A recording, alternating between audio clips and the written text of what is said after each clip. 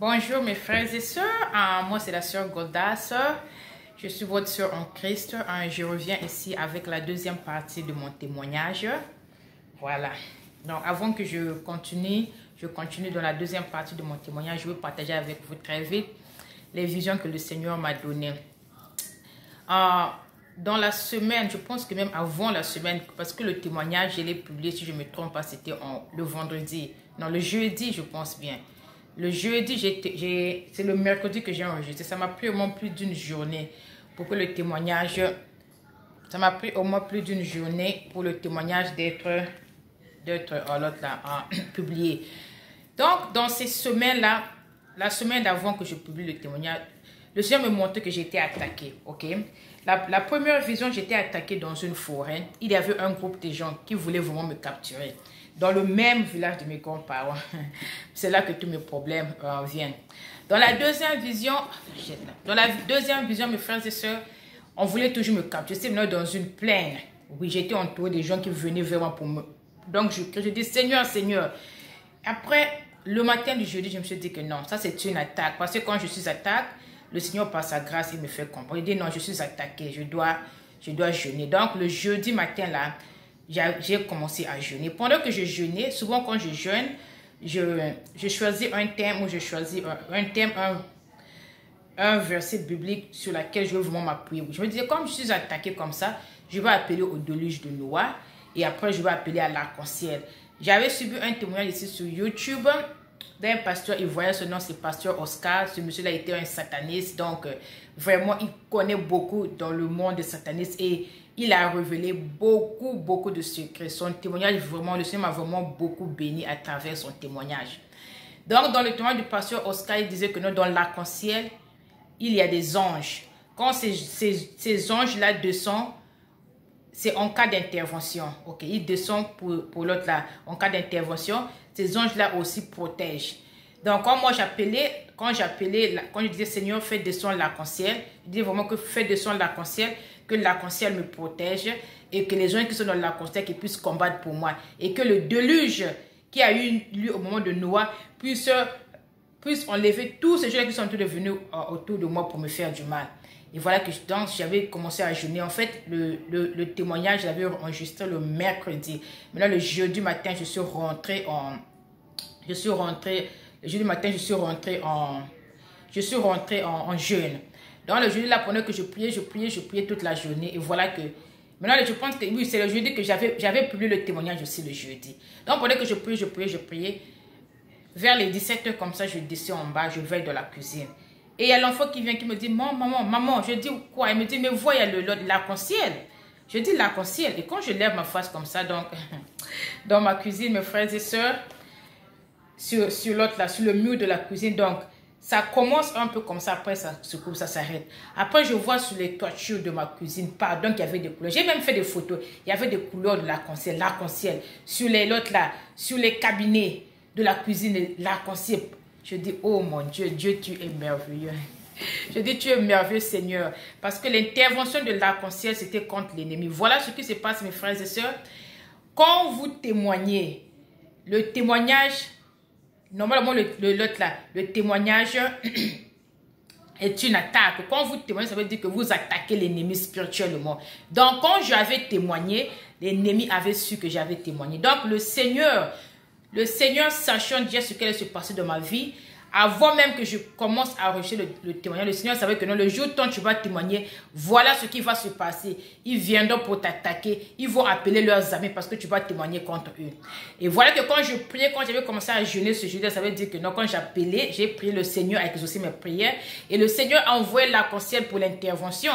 Parce que mes frères et sœurs, quand le témoignage a été publié le jeudi, voilà que je vis, le Seigneur me donne une vision. Dans la vision, j'étais dans une maison, c'est comme ma maison, mais pas vraiment comme ma maison, parce que ça ne ressemble pas à ma maison. Il y a l'un de mes cousins, le jeune, il s'asseyait, ceux-là qui me font des problèmes spirituels, moi, il s'asseyait dans la salle à manger. Il s'asseyait là, l'autre là, il s'asseyait dans la salle à manger. Et voilà que il était très fâché, il ne dirait mais il était très fâché. Donc, il était là, mais c'est comme s'il n'avait pas la possibilité de m'attaquer. Donc, il appelait à ses amis. C'était un groupe de gens, mes frères et sœurs. Quand je regarde comme ça, en fait, j'étais sur l'étage, je regarde comme ça en bas. il y a un groupe de gens qui venaient vers ma maison pour rentrer dans la maison. Ils étaient nombreux. Et pendant ce temps, j'avais 2 enfants. L'autre enfant était sur mon épaule. J'avais tenu la main. Et je disais, Seigneur, ils arrivent. Je dis, oh, ils arrivent. Oh mon Dieu, ils arrivent. Et voilà que je me réveille, je sors de là. Je dis, Seigneur, qu'est-ce que cette vision veut dire? Je prie comme ça là. Quand je parle au lit, le Seigneur me donne l'explication. Donc, comme j'avais témoigné, ils avaient su, c'était une attaque, donc ils n'étaient pas contents. Voilà que dans l'autre vision, je vois comme ça, c'est ce même cousin qui s'asseyait dans la salle à manger. Maintenant, il avait une route qui nous séparait. Donc, j'étais dans l'autre côté, il était dans l'autre côté. Et voilà qu'il y avait un monsieur auprès de moi avec lequel on causait. Et mon cousin là marché, il était très fâché. Et pendant que je causais avec ce monsieur, je me rends compte qu'il s'est transformé en abeille. Et quand je regarde dans sa direction, il était déjà très près de moi. Et voilà que l'abeille rentre dans ma main. Mes frères et sœurs, dans la vision, la main a gonflé directement. La main s'est infectée. Non, non la main, le bras. Pas la main, le bras. Mon bras s'est infecté directement. Et mon bras, vraiment, je commençais à dire que oh, mon bras. Le bras était devenu tellement gros. Et le monsieur qui était auprès de moi dit, oh, n'aie pas peur, attends, j'ai une gilette. Voilà que le monsieur prend la gilette, il déchire mon bras, il enlève le poison. Dès qu'il enlève le poison, le bras reprend sa forme normale. Et à partir de là, la vision se coupe, la vision continue dans une autre place. Et voilà que mes frères et sœurs, je vois maintenant, c'est maintenant mon cousin maintenant qui avait perdu son fils.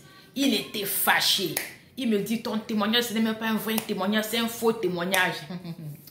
On commençait à se chamailler. Après, je lui ai dit que, mais, tant que la main du Seigneur est de ma vie, vous ne me ferez rien. Vous ne ferez rien, mes enfants. Il me dit, tu penses vraiment, nous nous sommes vraiment chamaillés. Et après, je me reviens. J'ai dit, waouh. Et après, mes frères et sœurs, le jour prochain, vers les minuit comme ça, dès que je finis ma prière de minuit, je fais un peu les yeux comme ça là. Le Seigneur me montre que c'est leur maman. Leur maman vient ici, la mamie. Donc, elle était en train de s'envoler comme un oiseau autour de la chambre de mes enfants. Et quand les enfants, elle était dehors, donc elles sont volées comme ça. Quand les enfants l'ont vu, les enfants commençaient à crier, maman, les enfants ont couru vers moi. Et j'ai pris tous les enfants, j'ai mis honte. Mais j'ai dit, n'ayez pas peur. Mais Dieu merci qu'elle était dehors. J'ai dit, Seigneur, de la même manière qu'elle est venue, de la même manière, elle repartira. Donc, c'est ça, l'attaque de l'ennemi. Donc, vraiment, le Seigneur est merveilleux. Voilà que moi qui suis qu'un simple être humain, et je ne savais pas ce qui se passait, mais le Seigneur, par sa grâce, il m'a montré avant. Et il m'a confirmé que voilà, j'envoie la sécurité, j'envoie mes anges qui vont te sécuriser avec la famille. Et mes frères et sœurs, nous les enfants de Dieu, nous ne pouvons pas avoir la peur de témoigner. Quand le Seigneur a fait quelque chose pour toi, tu témoignes au nom du Seigneur, tu glorifies ton Dieu. Voilà, on ne peut pas avoir peur. Le Seigneur ne nous a pas donné un esprit de peur. Le Seigneur nous a donné l'Esprit Saint.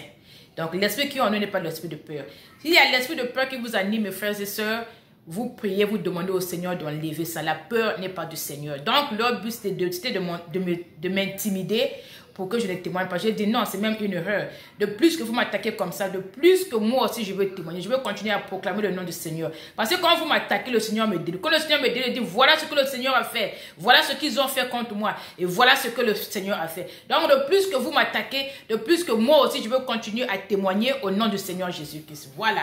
Mes frères et sœurs, et je me suis même dit que même dans le cœur de ma famille paternelle ou maternelle, si quelqu'un m'appelle depuis le pays pour me dire que non, nous ne voulons ton témoignage là, vraiment je veux donner que vous devrez me dire pourquoi vous ne voulez pas mon témoignage. Qu'est-ce qu'il y a de mauvais à partir de mon témoignage? Parce que ce témoignage ici là, moi j'étais presque mort, j'étais déjà dans l'autre là, dans le séjour des morts. Mais le Seigneur par sa grâce et par sa miséricorde, le Seigneur m'a sauvé. Donc si dans ma famille quelqu'un n'est pas d'accord de ce témoignage, ils doivent vraiment me dire pourquoi ils ne veulent pas que je témoigne. Parce que moi je témoigne, parce que le Seigneur m'a gardé en vie. Je ne peux pas garder le silence. Ça c'est impossible. Ça c'est impossible. Et même si les gens viennent avec les savants pour dire que non, tu vas diviser la famille. Mais la famille c'est qui? Les gens qui viennent la nuit pour te tuer, ça c'est pas la famille. Le Seigneur Jésus, il a bien dit dans la Bible que non, la famille ce sont les gens qui partagent la même foi avec toi. Que ce soit les gens qui vous cèdent du même sang. Mais si ce sont des gens, quand la nuit arrive, ils veulent te tuer, ça, c'est pas la famille. La famille, c'est des gens qui prient pour toi, c'est des gens qui intercèdent pour toi. Ça, c'est la famille. Ok, donc, je vais continuer avec le témoignage ici, mes frères et sœurs. Ça, c'était juste pour vous expliquer un peu ce qui s'est passé après que j'avais témoigné. Donc, mes frères et sœurs, quand le Seigneur m'avait délivré vraiment, j'étais vide à l'intérieur. Je cherchais la face du Seigneur. Je cherchais la face. Je dis, Seigneur, je veux te connaître. Seigneur, Je veux te connaître, Seigneur Jésus-Christ. Dis-moi ce qu'il faut faire pour te connaître. Dis, Seigneur, je veux te servir. Comment je veux te servir? Seigneur, je veux te donner ma vie, Seigneur. Dis-moi ce qu'il faut faire. Et voilà qu'un jour comme ça, je vais dans mon église. Mon pasteur a dit que non, nous allons organiser un jeûne de 40 jours. Ça, c'était actuellement pour la première fois que moi, je peux jeûner pour 40 jours. Et je me dis que non, oui, je veux jeûner. J'étais vraiment motivée. Je dis que je veux jeûner. Vraiment, j'ai envie de jeûner. Oui, je veux jeûner.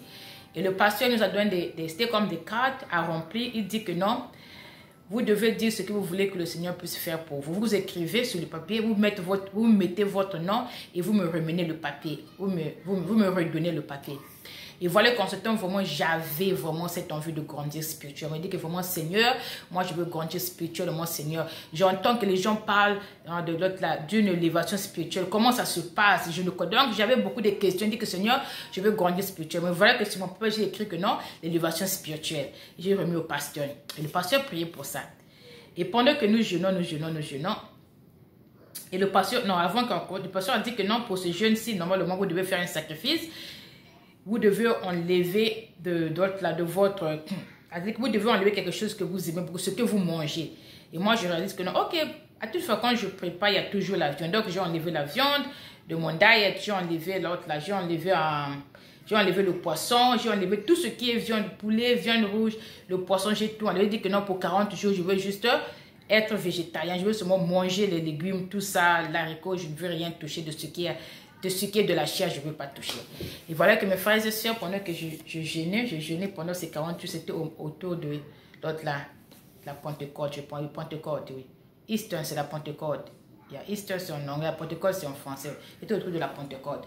Voilà que mes frères et sœurs, un jour comme ça, je rentre dans YouTube. Bon, normalement, quand moi je vais dans YouTube, à l'époque, c'était où je veux chercher un produit, je veux voir ce que les gens ont écrit, review d'un produit, où je veux suivre des chansons. Là, c'est ce que mais vraiment, avant, quand j'étais dans YouTube, ce n'était pas que je voulais suivre un témoignage chrétien. Mais ce jour-là, vraiment, je rentre dans YouTube, il y avait un témoignage chrétien, écrit témoignage chrétien. C'était une sœur de la RDC, elle avait visité l'enfer et le paradis. Et voilà, je me dis que non, je veux suivre le témoignage. Et je clique sur le témoignage comme ça. La sœur parlait de son expérience au paradis et en enfer. En enfer, elle avait vu une chanteuse congolaise. Donc, elle, en fait, elle dit que non, sa robe avait des taches. C'est par rapport à la vie qu'elle menait sur la terre. Et la sœur aussi, elle parlait des faux cheveux. J'avais gardé ceci, mes frères et sœurs, pour partager. Ça, ce sont des choses que je vendais avant dans ma boutique. Avant que le Seigneur me demande de fermer la boutique, ça, c'est des choses que je vendais dans ma boutique. Donc, elle parlait de ces choses. Ça, c'est les vrais cheveux. Elle parlait des vrais cheveux. Donc, elle disait que non, ces vrais cheveux-ci, normalement, elles appartiennent à quelqu'un. Quand une personne coupe, quand ces dames, elles coupent leurs cheveux, et les cheveux-ci sont transformés dans les factories. Maintenant, pour nous qui achetons ces cheveux-ci, il y a un esprit attaché à ces cheveux-ci parce que la personne à laquelle ces cheveux sont dédiés, ce sont des, comment on appelle ça, des goddesses. Ce sont des goddesses. Donc, du fait que les cheveux-ci ont été dédiés à cette goddess, la personne qui porte ces cheveux-ci aura une connexion avec cette goddess dans le plan spirituel. Donc, cette goddess-là, elle peut dominer sur vous dans le plan spirituel. C'est ce qu'elle expliquait à propos des faux cheveux. Voilà. Donc, j'ai suivi ça. Mes frères et sœurs, quand j'ai suivi ce témoignage-ci, c'était comme une épée qui est rentrée directement dans mon cœur. Vraiment, et je dis toujours que ce jour-là, c'est le jour-là que le Seigneur m'avait appelé. C'est vrai que je partais à l'église, depuis mon enfance. Mais ce jour-là, c'est le jour que le Seigneur m'avait appelé actuellement. Donc, et mes frères et sœurs, je vous dis que non, ça c'est pas pour la première fois que j'ai entendu parler des faux cheveux. J'ai entendu parler, j'ai même ma cousine au Congo-Brazzaville, son mari est dans l'autre là, elle prie dans l'église du message, Branham. Et ils m'ont même invité, mais je ne voulais pas partir. Moi, je me moquais même des femmes qui prient à Branham. Je disais que ces femmes-là, mais leur figure est dure comme des hommes comme ça. Ils n'ont pas de make-up, ils ne portent pas des tissages. Je dis, quel genre de femmes comme ça?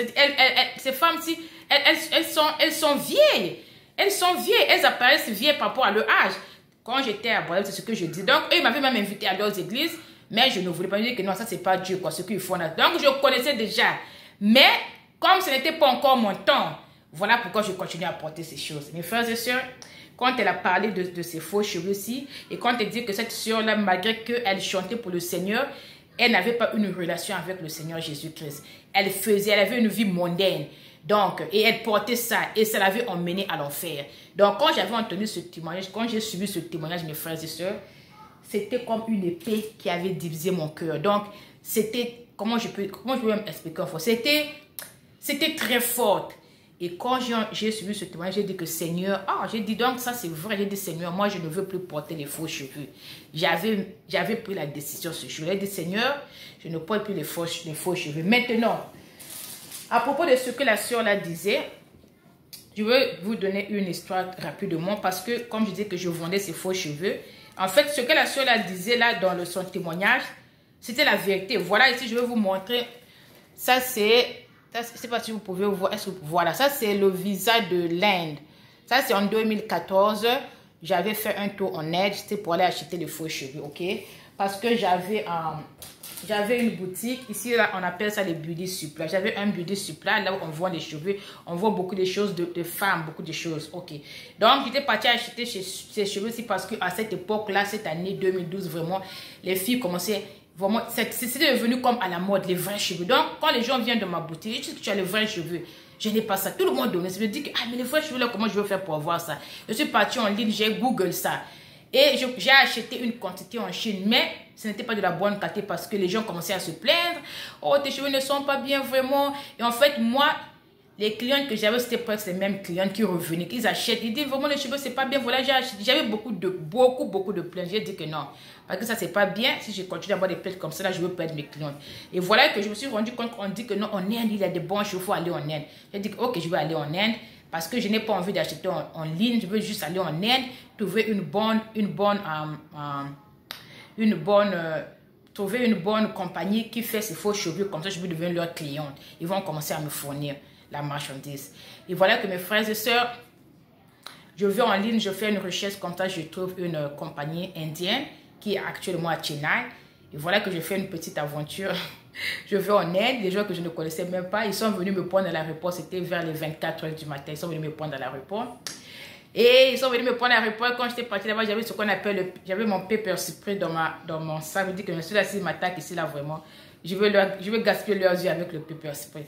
Et voilà que je vais en Inde, mes frères, j'arrive là-bas. Quand j'arrive à Chennai, je réalise que ces gens-là, ils voulaient me charger. En fait, ils me chargeaient beaucoup d'argent. Parce qu'ils se sont dit que non, si elle vient des États-Unis, donc elle a l'argent.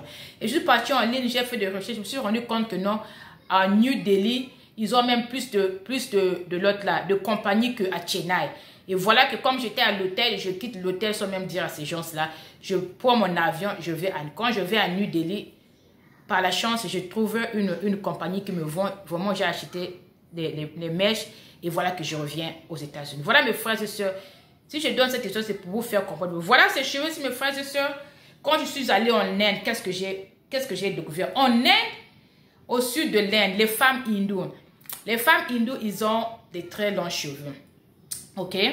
Les femmes hindoues, chaque fin d'année, elles coupent leurs cheveux. Elles donnent leurs cheveux comme sacrifice à leur Dieu. En Inde, ils ont beaucoup de dieux. Ils ont beaucoup de dieux. Et ces dieux-là qu'elles donnent leurs cheveux, ce sont normalement, ces dieux-là elles sont féminines, ces dieux-là. Et ces dieux-là, vous allez vous dire que non, c'est juste des statues. Non, mes frères et sœurs, ce sont des principalités qui opèrent sur le plan spirituel contre les enfants. Ce sont les envoyés du diable. Donc, quand elles donnent leurs cheveux à leur Dieu, elles font un vœu, ok? Donc, ces cheveux-ci appartiennent à ces déesses. Donc, pour ceux qui achètent, je me dis, quand tu portes ces cheveux-ci, ils ont une connexion avec cette déesse. Maintenant, en Inde, quand les cheveux, en fait, c'est ils ont des grands temples. Quand ces femmes s'y vont dans ces temples, tu vas voir, il y a beaucoup de statues dans ces temples. Elles se prosternent devant ces statues. Elles enlèvent ces cheveux. Elle dit que vraiment, voici, ça c'est mon sacrifice, ça c'est mon cadeau pour toi cette année. Vraiment, j'ai envie que tu fais ça et ça pour moi. Et voilà que ces cheveux-là, le gouvernement prend ça. Les vendeurs prennent ces cheveux-là. Quand les vendeurs prennent ces cheveux, les cheveux vont dans comment on appelle ça, les marchés de distributeurs. Et voilà même que des Chinois vont en Inde pour acheter ces cheveux. Donc, et quand les Chinois achètent ça, ils vont dans leur entreprise, ils transforment ça. Donc, L'Inde est le plus grand, comment je peux dire, est le pays qui vend plus de cheveux au monde. La plupart des cheveux que nous portons, ça revient de l'Inde. Donc, quand j'ai suivi le témoignage, quand j'ai pensé à ce qu'elle disait vraiment, c'est, amen, je me suis dit que non, oh oui, ce qu'elle dit c'est vrai parce que j'étais là-bas, j'avais vu. Donc, je me suis dit que non, oh, voilà ce qu'elle dit c'est vrai. Et comme je dis toujours que non, ça là c'était mon appel. Hein, c'est comme ça que je dis que ce jour-là, ce n'était pas de ma force. Parce que moi, je vous dis mes frères et sœurs, vraiment, les faux cheveux là, moi c'est ce que je fais toute ma vie. J'avais arrêté de porter mes propres cheveux. Je me souviens comme j'avais peut-être les 22 ans comme ça. Après là, même quand j'étais au pays, je ne portais que les chapeaux, les perruques, les mèches. Vraiment, c'est difficile de voir mes faux cheveux. Même avec mon mari, avant que nous sommes dans la même maison pour une longue durée, avant qu'il puisse m'épouser.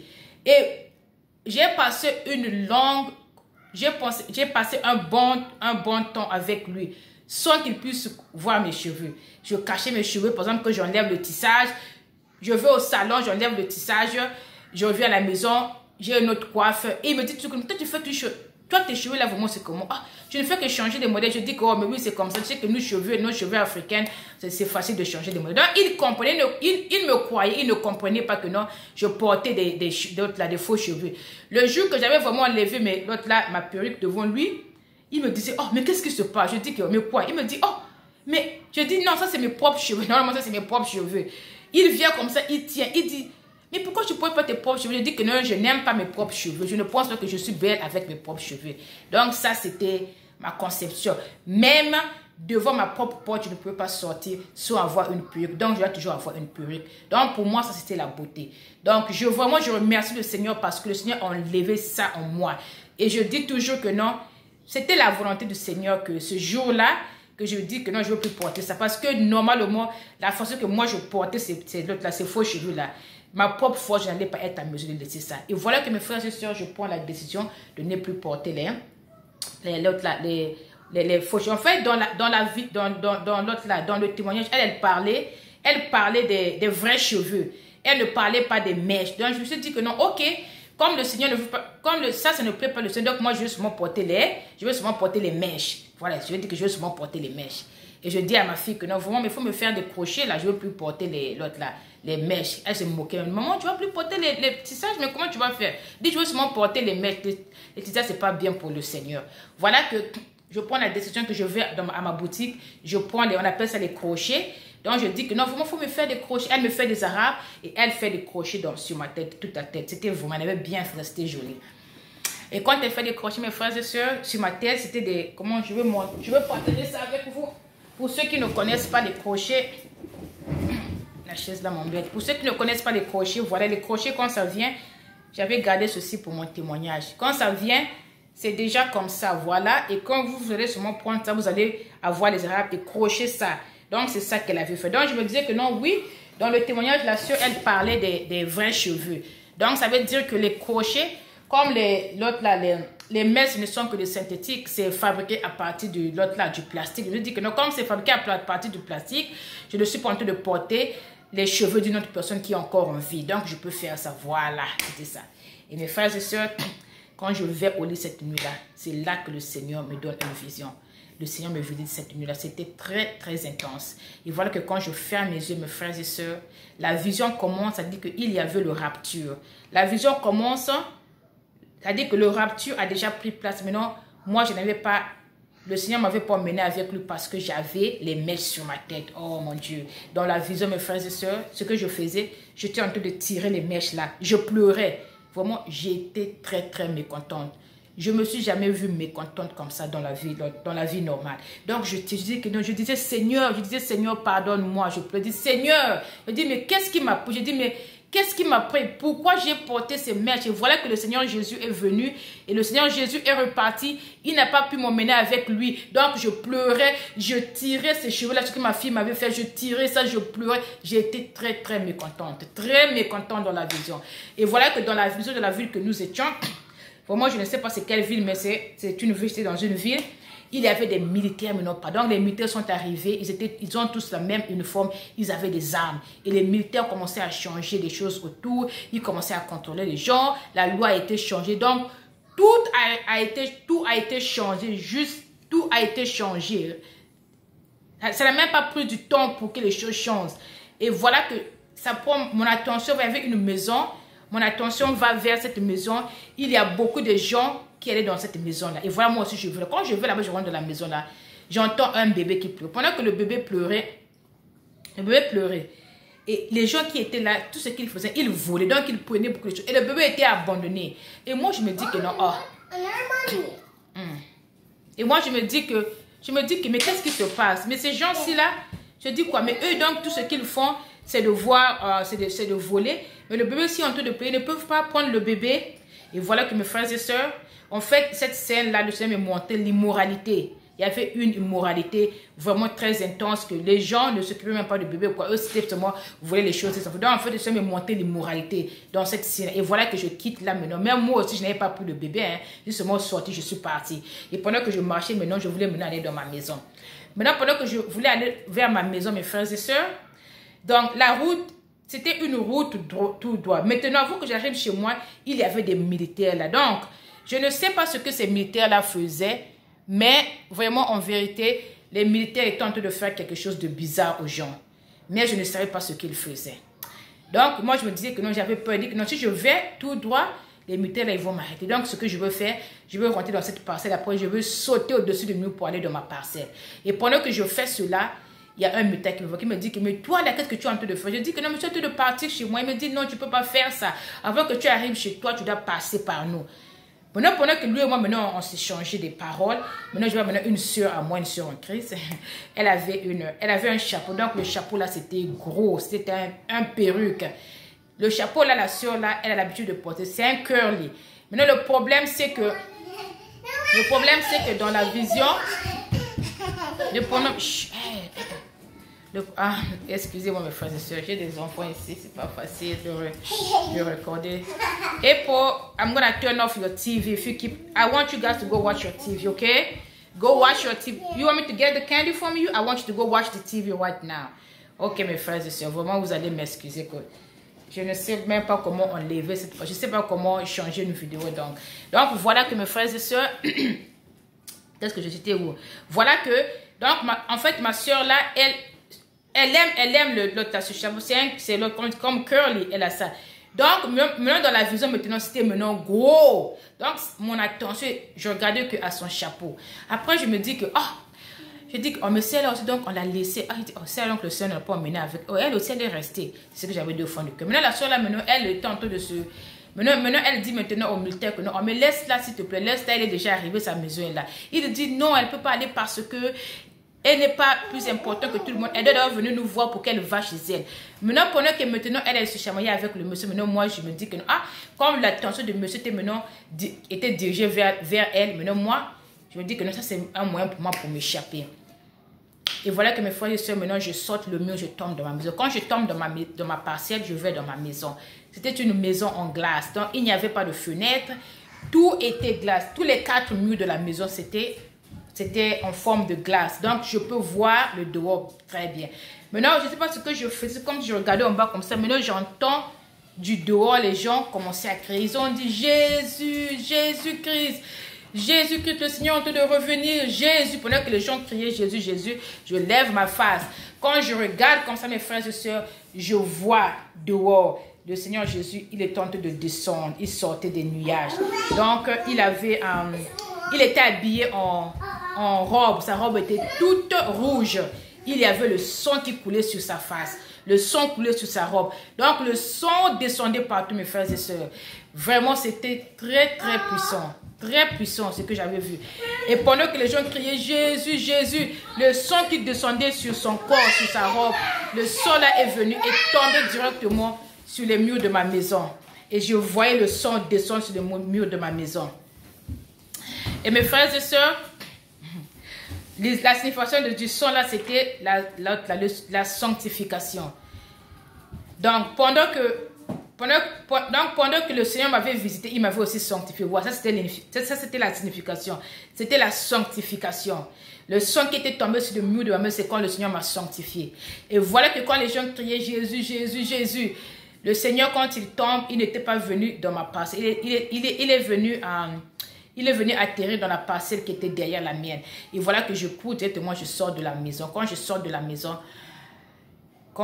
maison comme ça, je vois le Seigneur venir vers ma parcelle. Et quand j'arrive là où il est là maintenant, je commençais maintenant à essuyer ses chaussures. C'est comme dans le livre de Matthieu, quand les femmes étaient en train de louer le Seigneur, quand il est revenu des 3 jours de la mort, les femmes étaient en train de le louer. C'est dommage que je n'ai pas une Bible en français, toutes mes Bibles sont en anglais, mais ce que je veux faire, je dois acheter une Bible en français parce que parce que ce témoignage, je suis en train de publier en anglais et en français.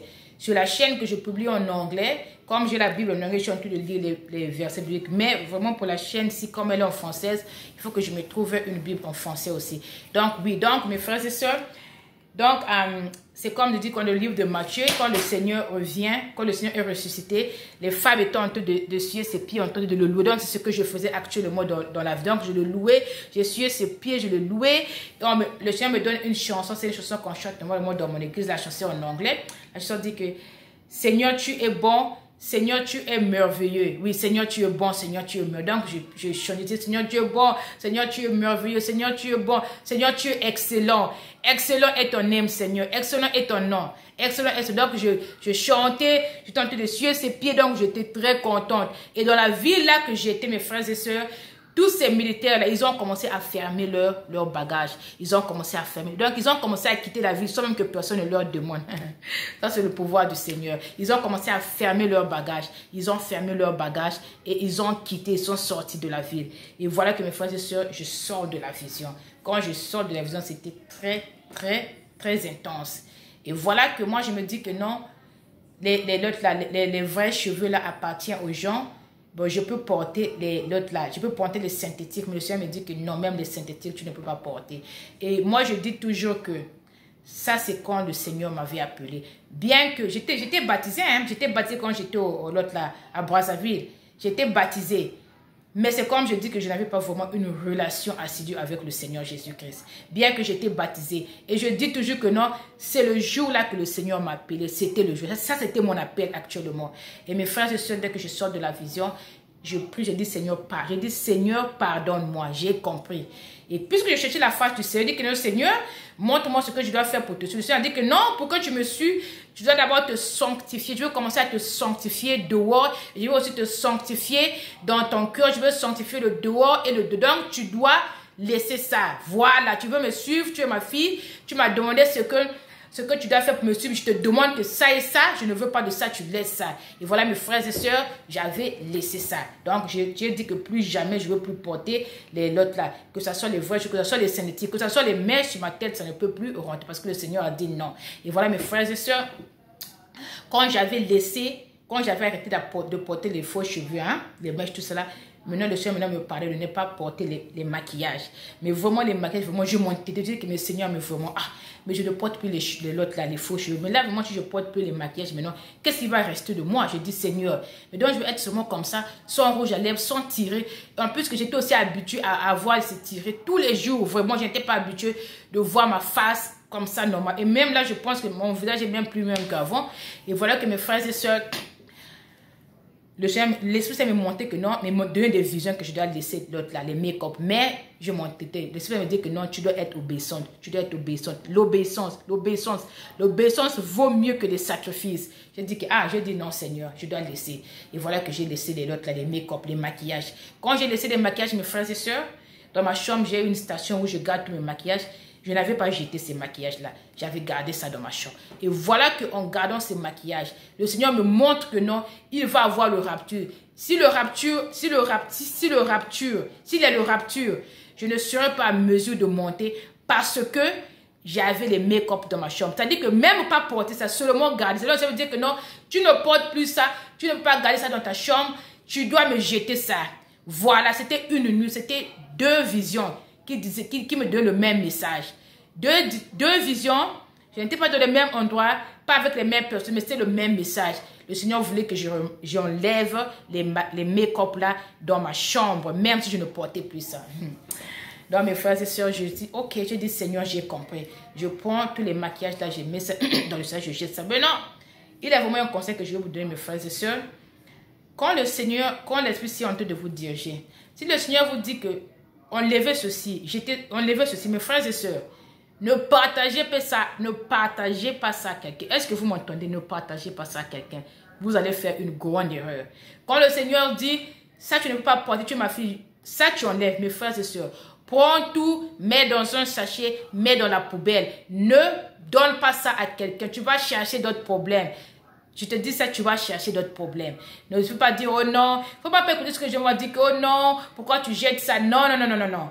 Ça là, c'est entre toi et ton Dieu. Ne t'occupe pas de ce que les gens disent. Les gens là, quand les problèmes viennent dans ta vie, ce ne sont pas eux qui vont te sauver. Ce ne sont pas eux. C'est le Seigneur qui va se lever pour toi. Donc quand le Seigneur te dit de faire quelque chose, tu fais de la manière qu'il te demande de faire, pas de la manière que les gens veulent que tu fasses. S'il dit que tu ne portes plus ça, ma fille, prends tout ce qu'il a dit là, mets ça dans la poubelle. 1.1, mes frères et sœurs. Donc voilà, mes frères et sœurs, que j'avais jeté ça. Maintenant, pour ma tête, une fois, ça me donne la vision que non, je veux que quand tu vas à l'église pour me prier, tu dois fermer ta tête. Parce que quand j'avais coupé mes cheveux avant, non, quand j'avais arrêté de porter l'autre là, les mèches, ce que je faisais maintenant, j'avais coupé mes cheveux. Maintenant, je faisais les choses comme les babyliss. Donc, chaque semaine, je partais à l'autre là, je partais au salon, on me fait des cheveux, tout ça là. Mes cheveux étaient courts. Le Seigneur a dit que non, quand tu vas pour me prier dans ma maison, tu dois fermer ta tête. Je ne veux pas que ta tête soit nue. Donc, j'ai dit, ok, donc je ne veux plus faire des babyliss. J'ai tout abandonné. Donc, ce que je fais, maintenant, quand je vais à l'église, je ferme ma tête. Par exemple, là, je sais que je suis dans la prison, parce que je suis en train de témoigner, je suis dans la prison du Seigneur. Je dois fermer ma tête. Quand je lis ma Bible, je dois fermer ma tête. Quand je suis en train de prier, je dois fermer ma tête. Même quand je suis en train d'écouter, je suis en train de voir un témoignage, je ferme ma tête, parce que je sais que je suis dans la présence du Seigneur. Voilà. Donc, de cette manière que le Seigneur a commencé à me guider, vraiment que j'ai commencé à chercher la face du Seigneur. Et vraiment, comme je dis que le Seigneur est merveilleux, mes frères et sœurs. Vraiment, je veux juste vous dire, mes frères et sœurs, que quelle que soit votre situation, nous les êtres humains, nous sommes différents. Même les jumeaux qui sont nés le même jour, ils ont des différents problèmes. Quel que soit le problème qui est dans votre vie. Parce que moi, en fait, mon problème, c'est surtout... C'est ceux de ma famille qui sont de m'embêter. Maintenant là que je connais leurs secrets, je vois tout ce qu'ils font la nuit. Et je suis devenu leur élément gênant. Donc, il veut m'éliminer. Mais le Seigneur a dit non. Celle-là, elle m'appartient. Vous ne la prendrez pas. Donc, voilà pourquoi je suis en train de partir de persécution en persécution. Mais c'est comme je dis que nous tous, nous avons nos problèmes sont différents. Parfois, ton problème, parfois tu n'es pas persécuté par des choses. Tu peux avoir aussi un autre problème qui t'embête. Mais mon frère, ma soeur, ce que je veux te dire, que quel que soit ton problème, fais confiance à l'Éternel. Notre Dieu est vivant. Mon frère, ma soeur, pour toi qui as choisi de suivre le Seigneur Jésus-Christ, tu as fait un bon choix. Ça, je veux te le dire. Il faut être fier. Il ne faut même pas avoir honte de dire que non, je suis chrétienne. Non, mon frère, ma soeur. Il faut être fier de ton Dieu. Il faut proclamer ton nom. Quand le Seigneur a fait quelque chose pour toi, mon frère, ma soeur, tu te lèves, tu témoignes. Quand tu témoignes, tu glorifies ton Dieu. Et en même temps, tu es en train d'attaquer l'ennemi, mon frère, ma soeur. Donc, je veux dire que non, quel que soit votre problème, il n'y a rien qui est impossible. Moi, votre soeur qui vous parle, je devais déjà être morte. Morte, enterrée dans ce monde, pendant que j'allais être envoyée dans le monde de Pandémonium. Mais le Seigneur a dit non. Donc moi, j'ai dit que moi, j'ai dit Seigneur, moi, je veux te remercier. Je veux témoigner. Je n'ai pas peur de témoigner. Les sorciers, tant que la main du Seigneur est dans ma vie, tant que la grâce du Seigneur est dans ma vie, et je dis que Seigneur, moi, je n'ai rien fait du mal à quelqu'un. Le Seigneur ne va pas permettre que eux ils me touchent. Le Seigneur va toujours être avec moi. Donc, mes frères et sœurs, vraiment, donnez votre vie au Seigneur. Donne ta vie au Seigneur. Fais comme moi, mon frère et ma soeur. Demande au Seigneur de te guider. L'Esprit Saint va te guider. Et quand l'Esprit Saint va commencer à te guider, tu n'as même pas à faire des efforts. Il te donne les visions. Il te parle. Il te dit ce que tu dois faire. Et tout ce que tu dois faire, c'est d'être obéissante. Sois obéissante. Parce que l'Esprit Saint, vraiment, sans l'obéissance, ils ne peuvent pas travailler avec vous. Il aime l'obéissance. L'Esprit Saint aime l'obéissance. Vous devez être obéissante. Quand l'Esprit Saint vous demande de faire quelque chose, vous le faites. Et quand vous le faites, vous allez voir que même vos visions vont même, ça va vraiment s'ouvrir. Le Seigneur va commencer à vous parler. Tu vas même dire que non, oh, ça c'est vraiment moi. Le Seigneur va vous montrer des choses cachées. Vraiment, moi dans ma vie, je n'avais jamais su que là, le Seigneur m'a emmené. Je dis toujours que vraiment, je dis Seigneur, Tu m'as emmené très loin. Je n'avais jamais su que moi, je pouvais être là où tu m'as mis. Et je sais que dans ma vie, le Seigneur va me montrer encore des choses qui sont encore plus profondes. Tant que ça m'aide dans ma vie, il va m'emmener encore. Il va être plus loin de là où je suis aujourd'hui. Donc, mes frères, ma soeur, quel que soit ton problème, mon frère, ma soeur, donne ta vie au Seigneur. Ce n'est pas les donner comme l'hypocrisie. Non, non, non, non. Donne ta vie avec tout ton cœur. Et le Seigneur prendra soin du reste. Que ce soit le combat, que ce soit le mariage, que ce soit les enfants, quel que soit ton problème, mon frère et ma soeur, quand tu vas donner ta vie au Seigneur, quand tu vas être obéissante, quand tu vas commencer à écouter sa voix, tu vas commencer à lire ta Bible chaque jour. Ne sois pas comme si non, lire une Bible, c'est une peine. Non, commence à lire ta Bible. Parce que la Bible, c'est là aussi que ta foi va grandir. Quand tu vas commencer à lire la Bible à toute fois, tu vas commencer à réaliser ce que le Seigneur a fait dans l'ancien temps. Et tu vas te dire que voilà, si le Seigneur a fait ça dans l'ancien temps, le Seigneur va aussi faire pour moi. Parce que la Bible déclare que notre Dieu, il ne change jamais. Il est le même hier, aujourd'hui et demain. Il est éternel. Notre Dieu, il est souverain. Sa main peut aller même dans les trous de l'enfer pour t'enlever de là. Notre Dieu, il est souverain. Donc, quand tu vas commencer à lire la Bible, mon frère et ma soeur, tu vas commencer à réaliser ce que le Seigneur a fait. Et ça va commencer à faire grandir ta foi. Moi, c'est comme ça. Parce que quand je lis, et mon frère, ma soeur, c'est aussi bien de connaître les versets bibliques. Parce que quand tu pries, il est toujours bien d'utiliser les versets bibliques. Parce que quand tu dis ça, c'est comme ce que j'ai appris le témoignage de pasteur Oscar. Il dit que non, quand tu lis la Bible, tu rappelles à ton Dieu, voilà ce que tu as dit, mon Dieu. Voilà ce que je demande, que ta parole s'accorde. Parce que notre Dieu ne ment pas. Notre Dieu ne ment pas. Voilà, mes frères et sœurs, vraiment, je vous encourage de lire vos Bibles, vraiment. Vraiment, si tu es un chrétien, vous êtes chrétien, sans lire la Bible, je ne sais pas ce que vous allez faire. Vous ne connaissez pas la parole de votre Père, je ne sais pas comment vous allez faire. Vous devez lire votre Bible. Votre Bible, ça c'est votre nourriture spirituelle. Vous devez lire votre Bible au moins 2 fois le jour. Quand vous réveillez le matin, si vous avez le temps, vous lisez votre Bible. Pendant que vous allez au lit, vous allez lire votre Bible aussi. Ça va vraiment vous aider, ça va ouvrir votre vie, ça va ouvrir votre vision. Ça va vraiment vous aider ça va vraiment élever votre foi. Voilà, le prochain témoignage, ça sera... Parce que quand le Seigneur m'a donné de ne pas porter les faux cheveux, le Seigneur m'a donné de fermer ma boutique. Mais vraiment, ce n'était pas facile de fermer cette boutique. Et vraiment, je veux partager cette expérience avec vous. Comment le Seigneur m'a aidé, comment j'ai fermé la boutique. Et comment ça met, en fait, c'est lui-même qui a fermé la boutique. Comment ça met à fermer la boutique, vraiment. Comment le Seigneur a intervenu pour moi pour que je ferme la boutique. Donc, vraiment, ça sera l'autre partie. L'autre partie, bon, si je suis à mesure de pouvoir expliquer toute cette expérience, peut-être l'autre semaine, je vais maintenant entrer dans cette grande persécution, vraiment une grande persécution. Oh mon Dieu, une grande persécution. Et comment le Seigneur m'a délivré, comment le Seigneur m'a révélé toutes les choses cachées, comment le Seigneur vraiment m'a délivré avec les enfants. Et comme je dis que moi, ma vie appartient à Jésus-Christ parce que c'est lui qui m'a sauvé. Le Seigneur ne m'a pas gardé en vie pour rien. Vous savez que mes frères et sœurs, avant... Moi, je pensais que non, tu peux seulement aller au lit et te réveiller. Non, c'est pas vrai. Tu peux aussi aller au lit et ne pas te réveiller. Donc, quand nous nous réveillons là, ce n'est pas parce qu'on doit se réveiller. Non, c'est